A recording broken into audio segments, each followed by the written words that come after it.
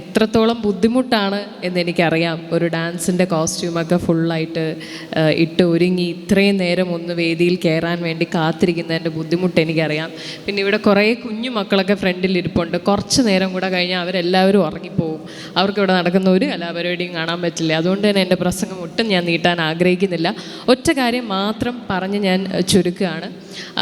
എനിക്ക് ഇന്ന് ഈ അമ്പലവേദിയിൽ ഇന്ന് വന്നിവിടെ നിൽക്കുമ്പോൾ എനിക്ക് പണ്ട് ഞാൻ എൻ്റെ കുട്ടിക്കാലത്ത്, എൻ്റെ വീട് തിരുവനന്തപുരത്താണ്. തിരുവനന്തപുരത്തെ പാൽക്കുളങ്ങര ദേവീ ക്ഷേത്രത്തിൻ്റെ തൊട്ടടുത്താണ് എൻ്റെ വീട്.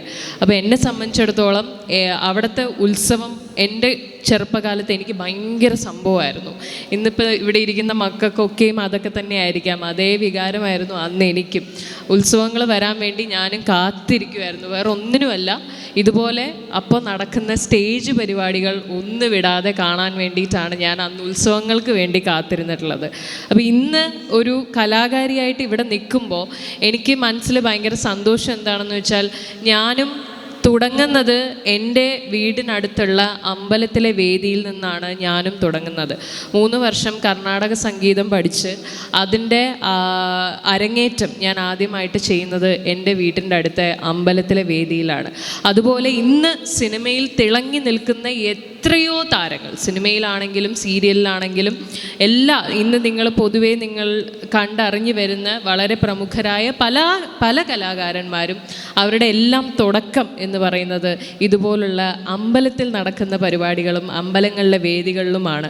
അപ്പോൾ ഞങ്ങളെ സംബന്ധിച്ചിടത്തോളം ഈ അമ്പലവേദികളെന്ന് പറയുന്നത് വലിയ ഒരു അനുഗ്രഹമാണ്.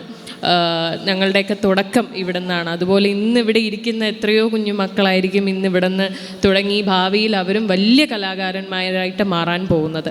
അപ്പോൾ എത്രയൊക്കെ കാലം കടന്നു പോയാലും മാറ്റം വരരുത് എന്ന് ഞാൻ ആഗ്രഹിക്കുന്ന ഒരേ ഒരു കാര്യം, ഇതുപോലെ അമ്പലങ്ങളിലെ ഉത്സവങ്ങളും ഒരു നാട് മുഴുവൻ ഒത്തുകൂടുന്ന കുറച്ച് ദിവസങ്ങളും, ഇതുപോലെ അവിടെ ആ നാട്ടിലെ കുഞ്ഞുമക്കൾക്കാണെങ്കിലും വലിയ കലാകാരന്മാർക്കാണെങ്കിലും ഒക്കെ അവരുടെ ടാലൻ്റൊക്കെ പ്രദർശിപ്പിക്കാൻ പറ്റുന്ന ഇതുപോലുള്ള വേദികളുമൊക്കെയാണ്.